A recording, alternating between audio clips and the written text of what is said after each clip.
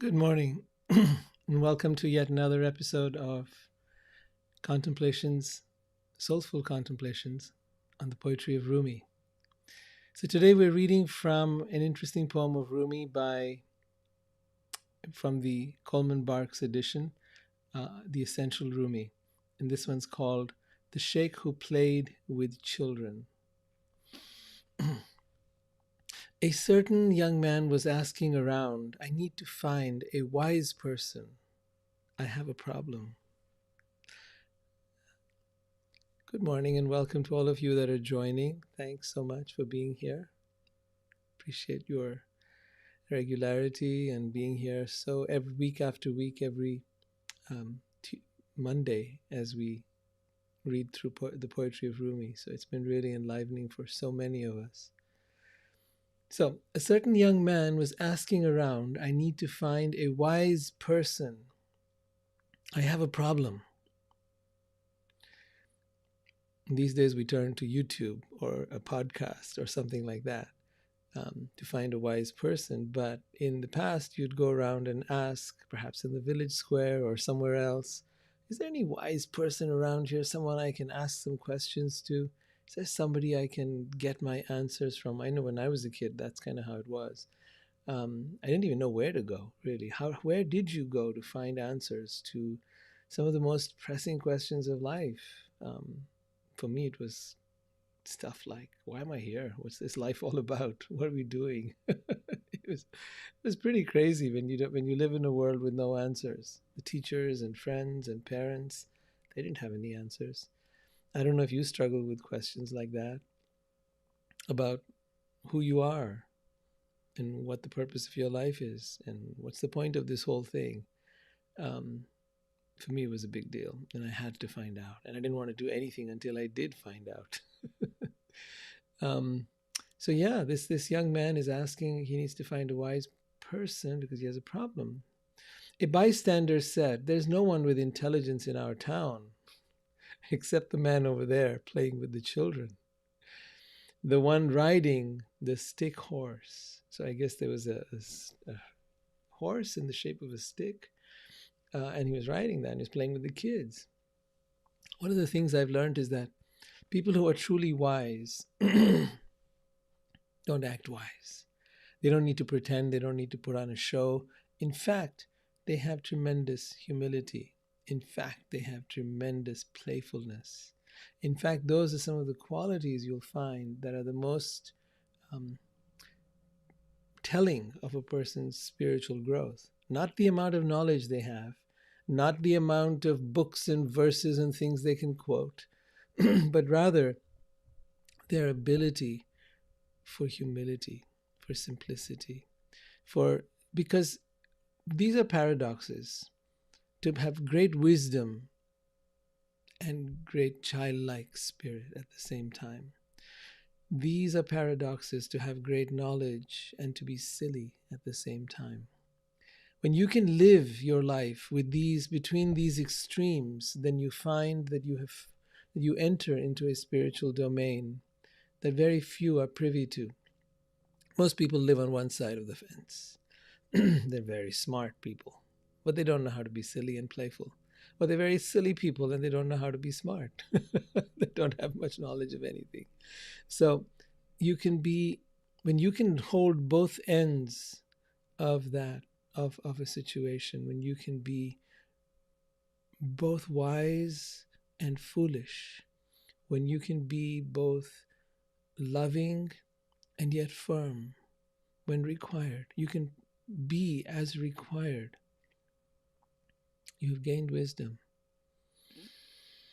Let's continue with the story. So the bystander says, that person there, he has keen, fiery insight and vast dignity like the night sky, but he conceals it in the madness of his child's play. The young seeker approached the children. Dear father, who you who have become a child, tell me a secret. Go away, says the man. This is not a day for secrets. But please, ride your horse this way just for a minute. The sheikh galloped over, Speak quickly. I can't hold this one still for long. Oops, this horse is going to kick you. This is a wild one. The young man felt he couldn't ask his serious question in the crazy atmosphere, so he joked.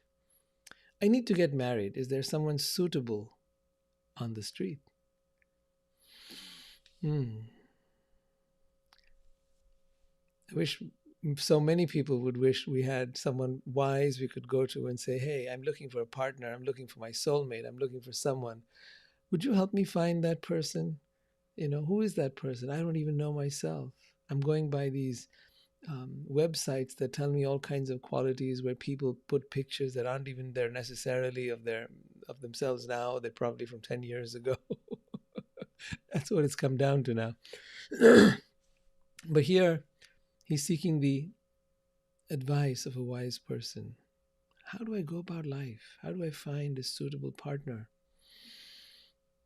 So the wise man starts to talk, and he says to this person, by the way, welcome all of you. It's just so heartwarming to have you here this beautiful day, right after Christmas. And I hope you all had a wonderful time.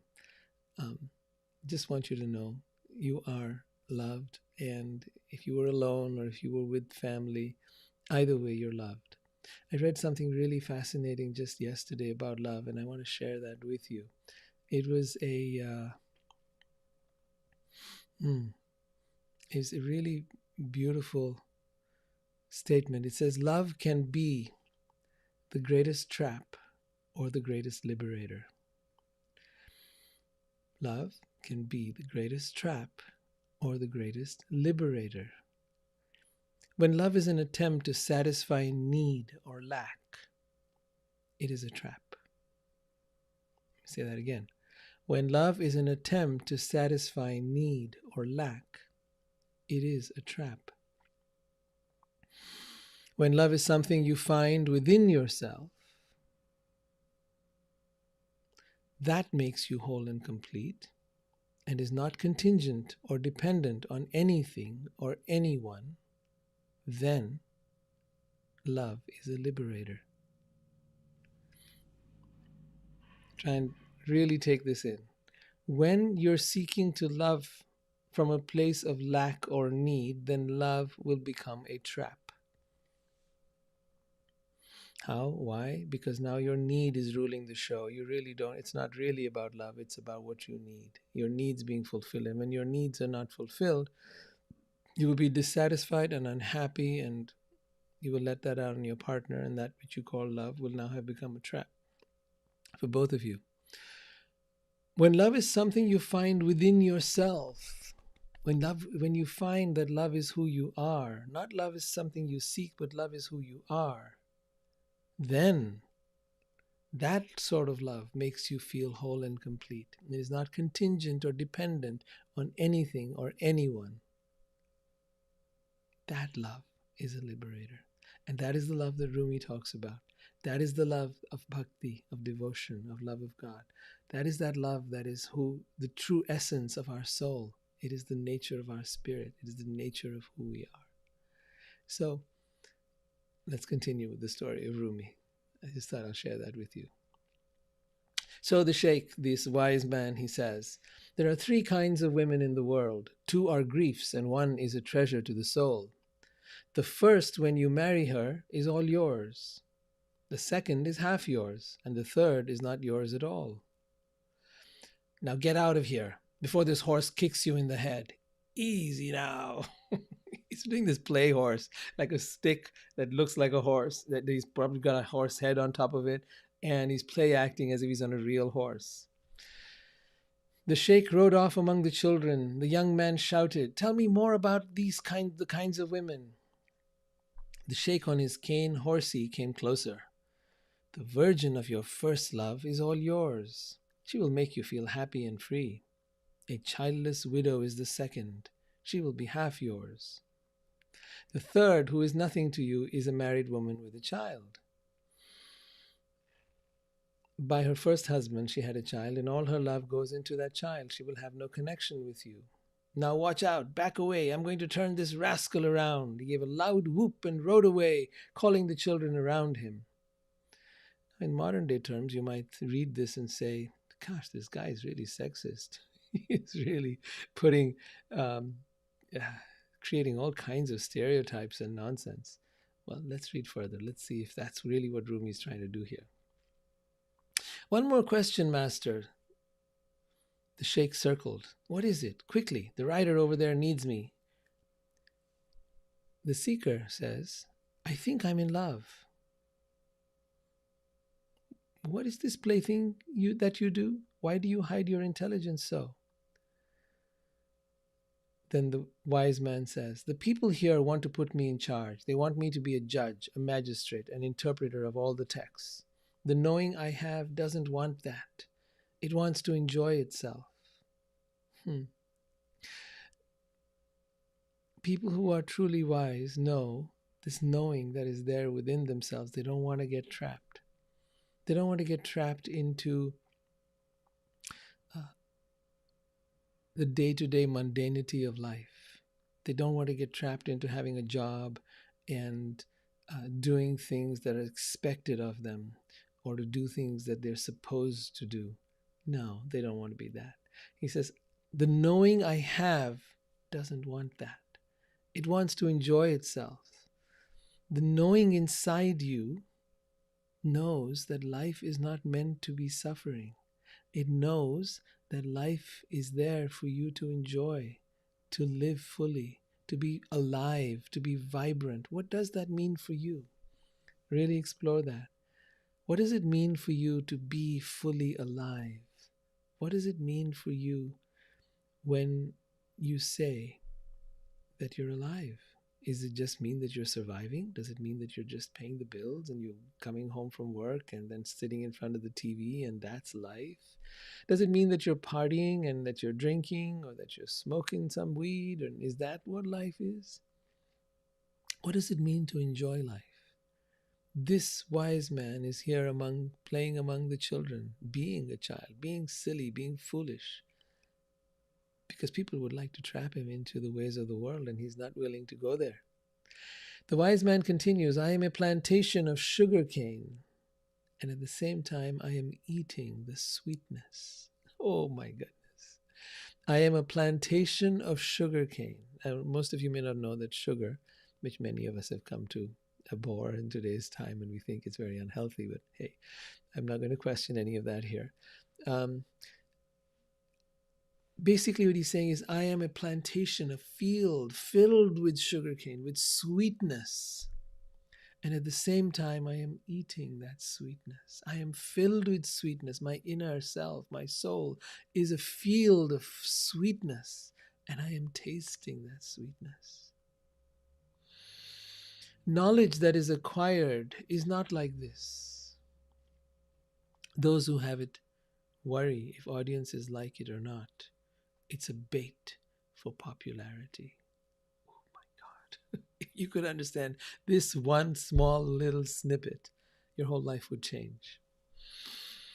You, this is not just this wise man. This is you. This is me. This is all of us. You are a plantation of sugarcane. You are a field of sweetness. You are filled with the sweetness that you long for in life. You, that's right. Our infinite sweetness is within you. And instead of struggling and striving and suffering, you are meant to taste the sweetness that you are. I heard it once said that people who have diabetes are there, they've lost the sweetness of life, and now they're trying to gain more and more through eating sweet things. I don't know if this is true or not, but I've just heard that. Something about the mind-body connection there. But the sweetness that we seek in life, the happiness, the joy, the sense of miracles and wonder lies right here within us. We must taste it. We must experience it. We must savor it. We must allow it to fill us. But what's blocking it? What's in the way? Knowledge that is acquired is in the way. We've been educated since we were kids. We've grown up to think that we have to be important, that we have to be of valuable, we have to be worthy, we have to be good enough. No, you don't. No, you don't. Not at all. Those who worry, those who have knowledge, worry if audiences like it or not.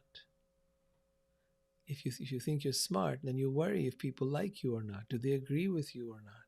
If you are someone like I'm here sitting on a podcast or on a YouTube channel or on an Instagram, you'd wonder if people like you or not. If you are at work, you wonder. If you are there at a party or you're speaking at an event, you wonder, did people like what I said? Do people like me? Do they think I'm stupid? So knowledge that is acquired, you're always worrying if people like it or not. It's a bait for popularity. It's a bait for popularity. All the smartness in the world is just a bait for popularity. We want people to like us. That is the ego. The ego wants to be liked, to be adored, to be valued. And it is a foolish tale where we are chasing after what the ego wants from us. But it leaves us empty. It leaves us empty. It leaves us wanting. It never leaves us fulfilled. We are constantly trying to appease the ego, to give it what it wants. And it all constantly leaves us empty, feeling like we're getting nowhere, right? No matter all the stuff we have, all the lovely things we have in life, the person we have in our life, everything, we may have fulfilled all our desires. And yet desire is the very trap that keeps us chasing more and more and more until you realize that desire is the trap. You say, well, how do I get out of desire?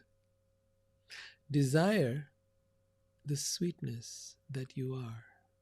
Desire the real thing instead of the false thing. Instead of using a drug to get high, turn within and experience the high that lies in connecting within yourself. Instead of using alcohol to get high, instead of using money to feel abundant, discover the abundance that is who you are. The abundance is not in the stuff. The abundance is within you. The abundance is who you are.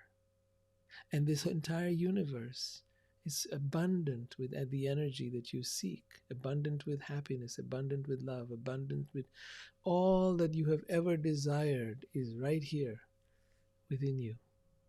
And you say, oh my gosh, how is that possible? Yes, a quiet mind is needed to access that. A quiet mind. A mind that is still. How do you get there? You get there by practice. Practicing. Someone is at the front door. That's right, someone is. Practicing the ability to go within yourself. How do you do that? Meditation is the key to get there. Disputational knowing wants customers. It has no soul.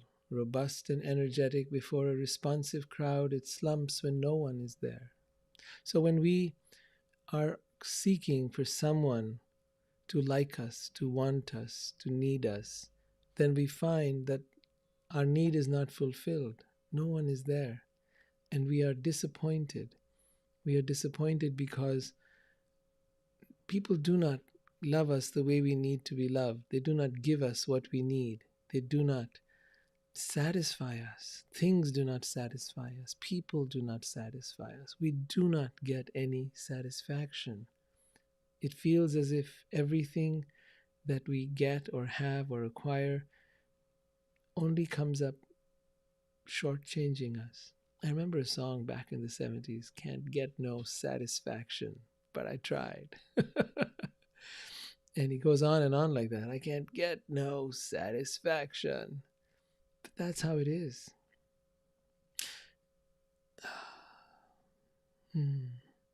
Disputational knowing.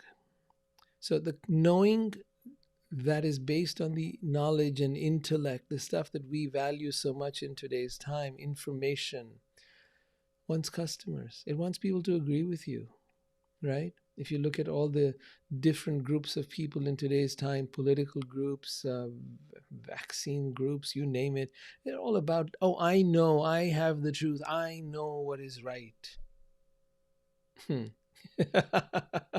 Nobody knows what is right. We are all foolish human beings. None of us knows anything. That is the path of wisdom. The path of wisdom is not that you know, but the path of wisdom is to unknow, to unknow, to stop all the knowing and come into the being that you are. Because in here is the wisdom that will never be found by your knowledge and your intellect and all your prowess that you are so proud of. No. The people who think they know are fools, and the people who are fools are the ones who really know. I don't. It's a deep topic to get into, but when I say fools, means ones who have deliberately put aside. I don't mean someone who is. No, I mean someone who has put aside all that they know and has entered into the place of not knowing, the place of emptiness, the place of because from there comes curiosity, and from that curiosity comes wisdom. So this disputational knowing wants people, so that is the ego, wants customers, wants people who will agree with you. It has no soul. Robust and energetic before a responsive crowd, so when there's a crowd of people who will listen to you, who will agree with you, oh yes, you become robust and energetic, but it slumps when no one is there. The only real customer is God. Chew gently your sweet sugarcane God love, and stay playfully childish. Your face will turn rosy with illumination, like the redbud flowers. He says you will actually feel when you stay in that sweetness that lies within you, and you chew on that slowly, you will recognize that you're not here to please anyone, not even yourself. That the only real customer is God, who is enjoying your play. When you recognize that all this life is just a play, all the world's a stage, and all the men and women merely players or actors. When you recognize that all of this is just one big drama, then you begin to realize that none of this matters. Nothing matters in this world. So, when Rumi spoke earlier about the three kinds of women, I think, well, some people would take offense to that. He was talking about some of the stereotypes that people have. Taking this man through the stereotypes, he brings him to the place of wisdom, through the place of all the assumptions we have about other people, men about women, women about men. Drop those assumptions, and then you will find the heart and soul of another. Drop the assumptions of what love should look like, and then you will find real love. He continues here. Rumi has a few parting words. Let the lover be disgraceful, crazy, absent-minded. Someone sober will worry about things going badly. Let the lover be. What it means is this, that we come into love wanting to find the perfect person. And then when we discover, in the beginning, of course, we think that they are truly wonderful and they are the best and the greatest. And then in time it happens that we begin to see their flaws. And in finding those flaws, we become disappointed. We've been looking for the perfect person, for the ideal partner, the ideal lover.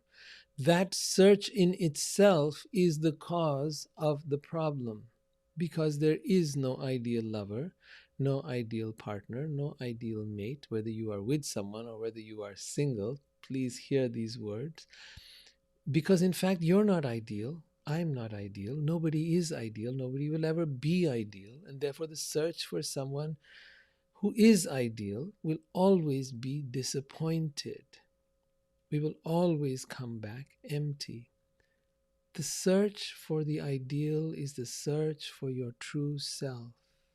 And when you can see your true self, you will see it in others. And when you see it in others, you will see it everywhere in the world. And when you see it in the world, you will recognize this world is but the creation of the Creator God. And you will find God here and everywhere and in everyone. So the place really is within yourself. The lover you seek is here, now. You are the lover you have been seeking. Do not go looking elsewhere, because you will come back disappointed and hurt and sad and angry and bitter. And bitter, yes. And that's what's happened to so many of us. We've become bitter and disappointed, and we now find it hard to truly open our heart. But I say, open your heart again and again, break it again and again, because as the more you break your heart, the more you will let love in. It is only a broken heart that knows how to truly love. Only a person who has been disappointed and rejected and who has found that there is no love, they feel that they will never find love. Yes, now you're ready. Now you're ready to learn the truth. The truth is, it's not out there. It's in here. It's that simple. Take whatever steps it takes to find that inner space within yourself. It is intoxicating. It is sweetness. It is everything you've been ever seeking. My friends, you're on this path. You're here. You're listening. You know. You know this to be true. I'm not telling you something that you do not know. I am reaffirming that which you know. And once you find this, everything in your life will become a celebration. Everything in your life will become a magical, really, because that's all there is. Everything in this life is magical. From the moment you wake up to the breath you take, to the way your heart is beating, to everything that you do and think, the way you just, when you drink something or eat something, and how it gets digested and how it all works and how nature works, all of it is magical. You are living in a complete wonderland, a magical place. We've taken it for granted. We think this is just normal, but it is truly magical. Everything about our lives is magical. Stop and look at the magic, at the beauty, at the wonder of everything around you. Take nothing for granted. Do not take any of it, from the breath you take to the heartbeat to the way you walk. Watch all of it. Witness the wonder of life and death and nature all around you and in others. And when you do that, you will have come out of this mind and out of this head and out of the knowing that was indoctrinated into us since we were kids. And you will step into the mystery of life. My friends, thank you for walking with me on this journey. Thank you for being here. Thank you for being the wonderful soul that you are. And I look forward to having you with me here. I'm there every Monday talking about the poetry of Rumi and the wisdom that we can gain from it. The spiritual, deep, powerful wisdom that lies within his words. I'm sure that wisdom lies within you as much as it lies within me and in every one of us. Keep looking for it. When your mind is quiet, that wisdom will emerge. When that mind is quiet, you will have the answers to all your problems. But you must let go of needing and wanting to fix anything. You must let go of control and fear. And then the true self will emerge and blossom. And you will see yourself in a way and experience life in a way that you couldn't have imagined was possible. Thank you so much. It's been an honor being here with you, and I look forward to continuing to support and serve you and be there for you. Lots of love. Have a wonderful day.